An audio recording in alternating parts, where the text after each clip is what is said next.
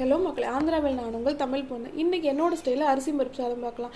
ஒரு குக்கரை வச்சு எண்ணெய் ஊற்றி கொஞ்சோண்டு நெய்யை ஊற்றி சீரகம், மிளகு, கடுகெல்லாம் போட்டுட்டு ஒரு வரமிளகாயை போட்டு தாளித்து விட்டுட்டு கொஞ்சம் கருவேப்பிலை, அது கூட ஒரு பச்சை மிளகாயும் கீரி போட்டுட்டு வெள்ளைப்பூண்டு நல்லா செவக்கிற வரைக்கும் வறுத்துட்டு அதுக்கப்புறம் தக்காளி, வெங்காயத்தை ஆட் பண்ணி நல்லா வறுத்துட்டு கொஞ்சோண்டு மஞ்சத்தூள், கொஞ்சோண்டு தனி மிளகாய் பொடி, உப்பெல்லாம் போட்டு சேர்த்துட்டு வேறு எதுவுமே போடுறதில்லை. இதுவே செம்ம டேஸ்டியாக இருக்கும்.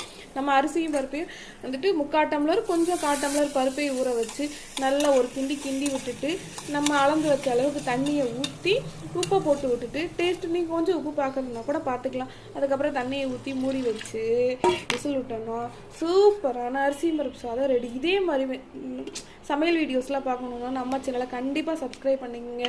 தமிழ் பீப்புள்ஸ் உங்களை நம்பி ஒரு சேனல் ஆரம்பிச்சிருக்கேன். கண்டிப்பாக நீங்கள் சப்ஸ்கிரைப் பண்ணிக்கோங்க. தேங்க்யூ மக்களே, ஐ லவ் யூ ஆல். பார்த்தீங்களா, அரிசி பருப்பு சாதம் அப்படியே மை போல் சூப்பராக வந்திருக்குங்க.